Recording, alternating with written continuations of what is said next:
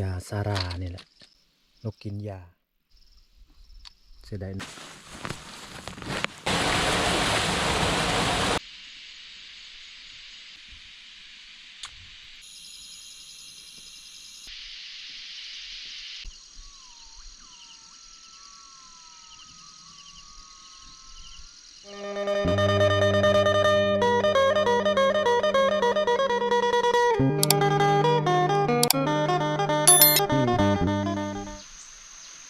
กราบทักทายสบายดีเลยกะสวัสดีพ่อแม่พี่น้อง FC เบิร์ดสู่ผู้สู่คน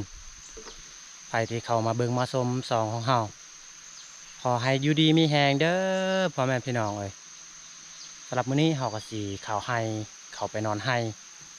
เพราะว่าหญ้าให้ยังหลายยังบ่ทันแล้วยังหลายเติบเนาะวันนี้ก็ไป2คนกับน้องบัวพาคือเก่า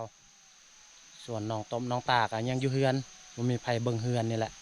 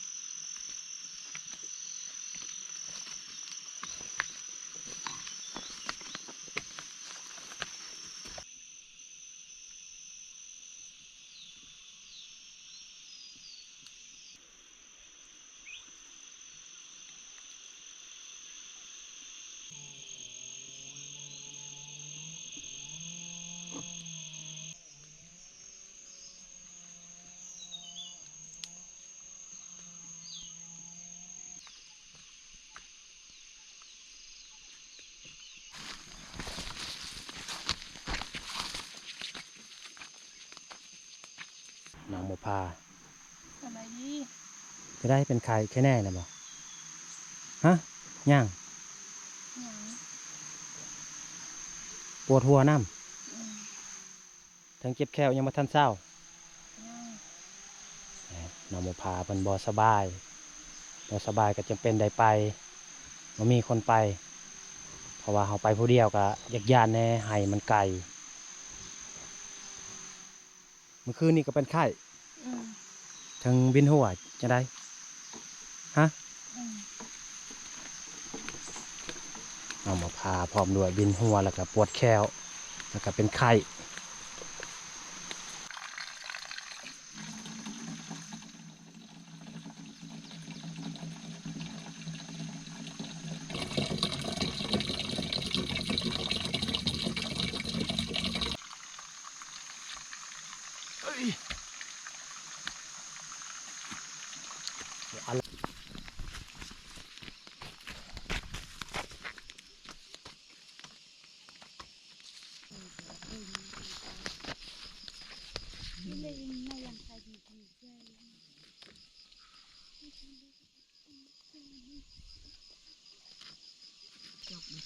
เมียของลุงกับแม่เฒ่าเพิ่นเขานอน2 คืนแล้วเขาออกเสียหยาแต่เช้า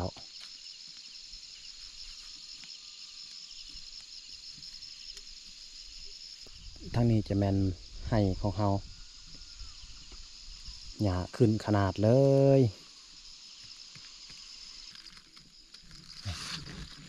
เฮ็ดแบบนี้นี่เขาบ่เคยกินคำว่ากินได้น่าจะแซ่บอยู่อยู่ต้นมะแปงพี่น้องเบิ่ง4 มือเอาบ่ได้มาสลีกับโฟดนี่ใกล้จะวิดทัวของเฮาแล้วสำหรับตอนนี้เฮาก็ยังมาทันทายให้พี่น้องเบิ่งสิถ่ายบรรยากาศตอนชิงแรงๆเนาะเพราะว่ามื้อนี้พวกเฮาก็สิมานอนอยู่นี่ประมาณ3 คืนเพราะว่าให้ของเฮา6 ลาย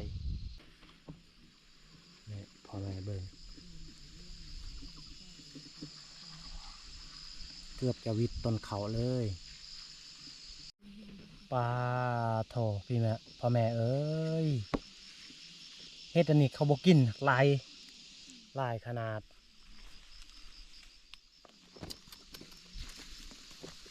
เต็มเลยแต่นี่นี่อ่าเต็มคักเต็มแน่พอดีมาหอไทยน้องบัวพาเป็นไข่ลูกกินข้าวฮะบ่อยากกินข้าวเป็นไข่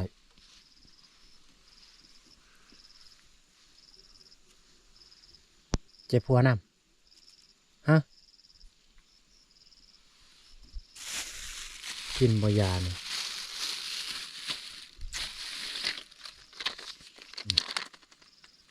เสียให้เพิ่งกินยาซารานี่แหละ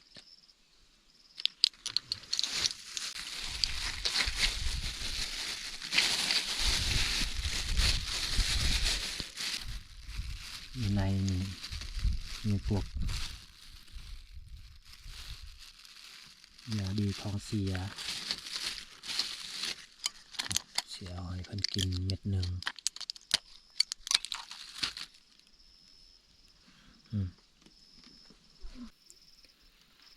ลูกกินยา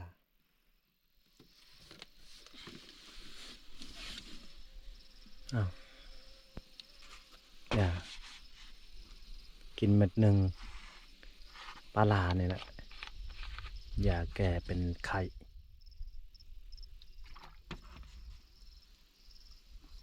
จะได้นอนอยู่บ่คืนนี้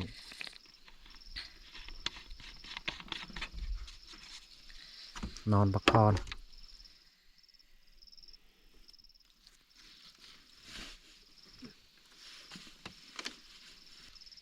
ช่วงนี้ประมาณ12 โมงเราก็เลิกจากเสียหญ้ามาเบิ่งน้องบัวพาเป็นไข้คันบอมานอนให้กับเพราะว่าหญ้าในให้กับ6 ลายย่างลายเติบก็จะเป็นได้มานอนให้เรากินยา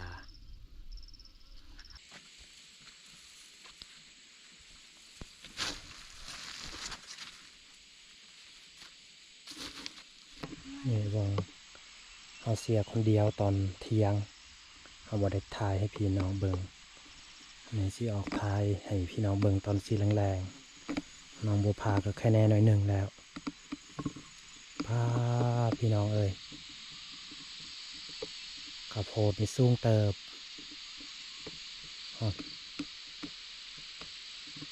4 โมงปลายแล้ว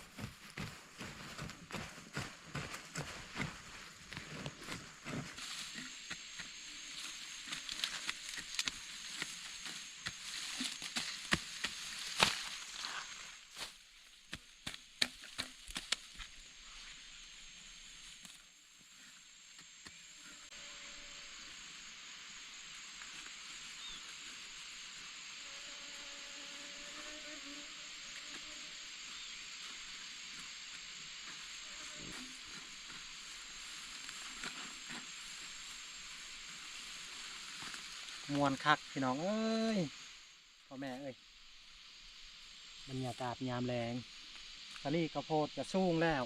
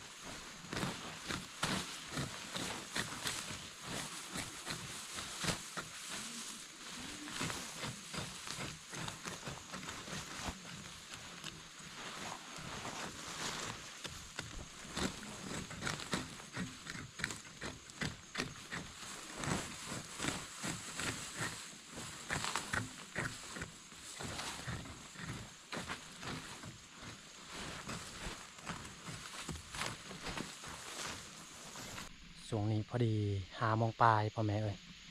สิเก็บผักแล้วก็สิไปอาบน้ำสิไปล้างผักน้ำบ่มีของกินน้องบัวพาเพิ่นก็บ่สบายแน่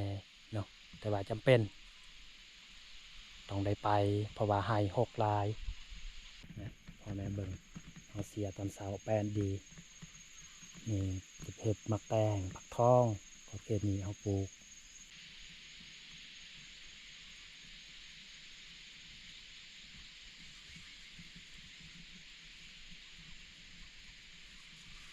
ตุกน้ำบ่ถือบ่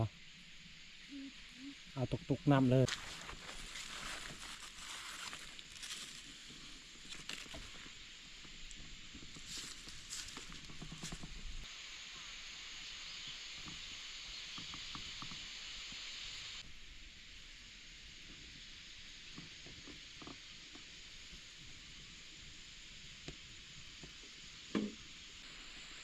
อยู่ไห้อยู่สวนตะเวนก็ตกดินแล้ว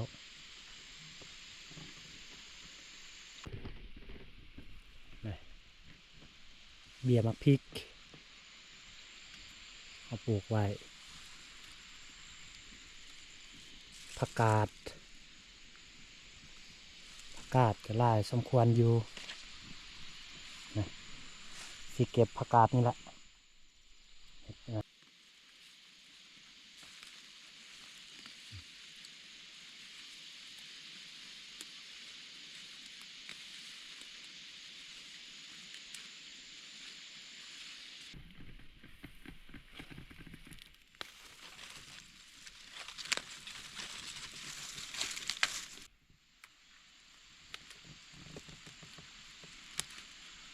บ่มีหอยยิ้มเนี่ยน้องบัวพา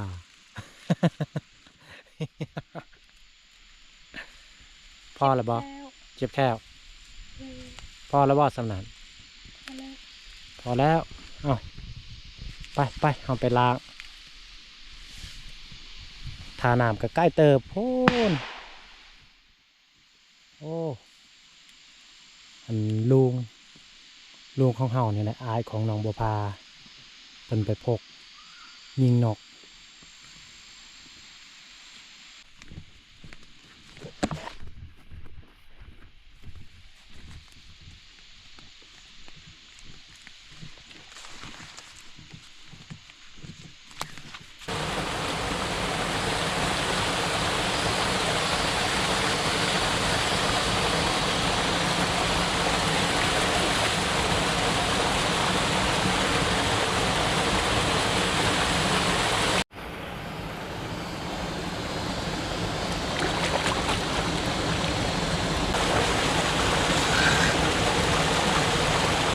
เกตเบื้องเทิงนี่ยังบ่ทันเสียหญ้า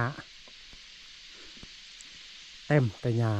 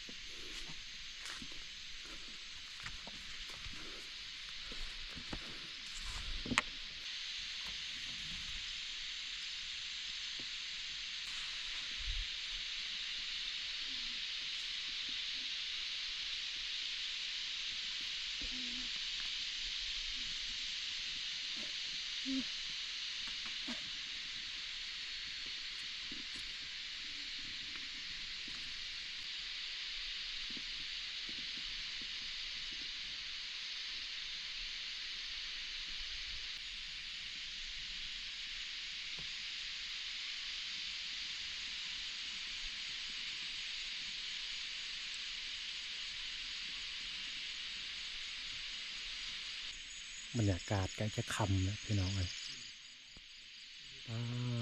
ต่ออยู่ไห้มีส่วนนี่ม่วนคักแหละม่วนในชีวิตของเฮาแต่คนอื่นเฮาบ่ฮู้นี่สลีกะโพด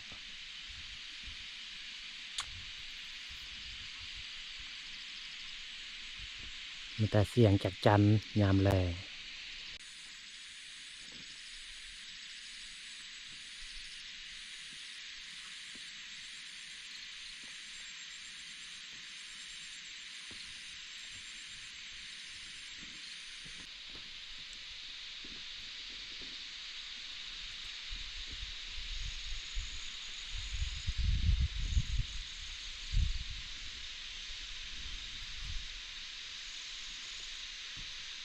ตั้งไผสิเฮ็ดอาหารการกินพ่อแม่เอ้ย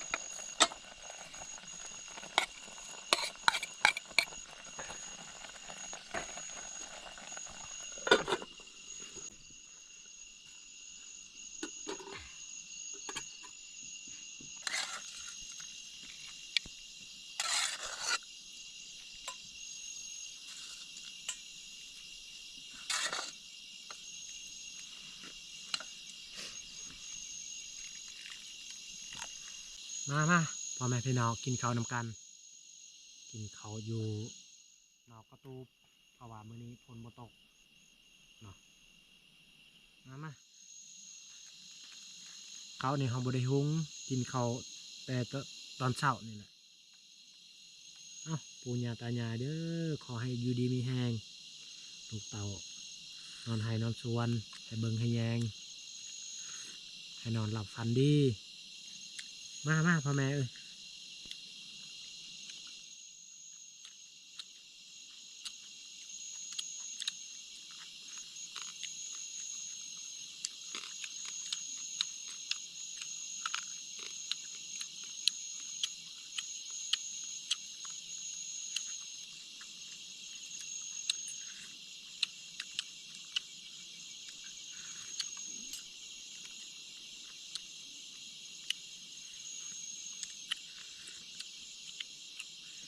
แ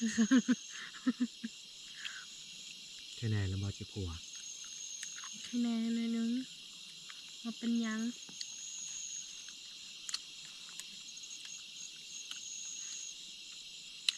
สรุป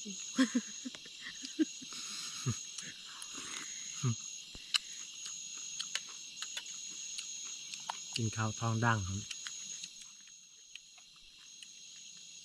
สงสัยว่าอยากข้าวแห้ง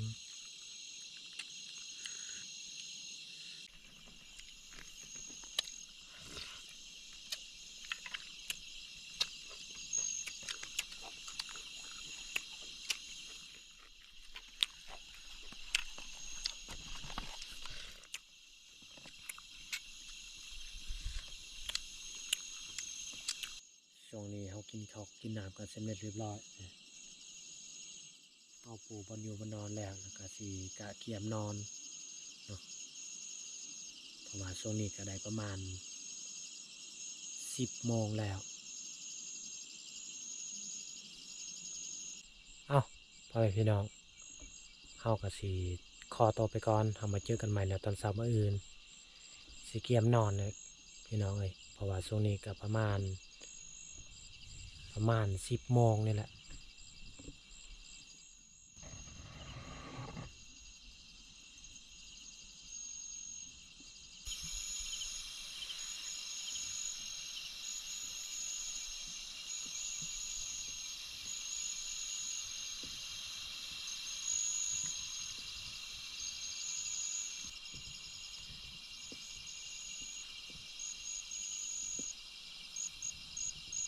เป็นอย่างเบิ่งหนูหยัง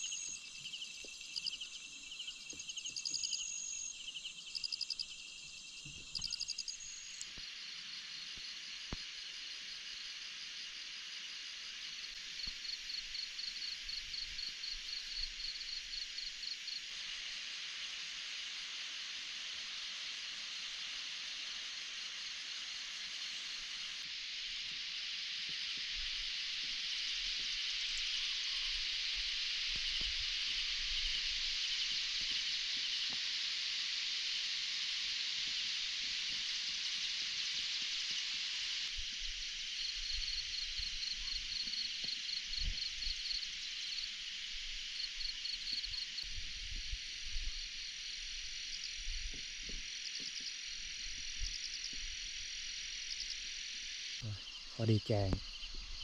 บรรยากาศยามเช้า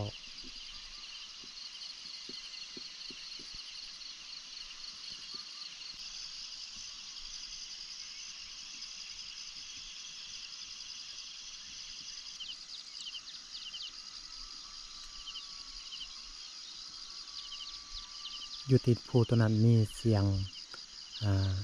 ทะนีหรือว่าทะแดงห้องยามตอนเช้า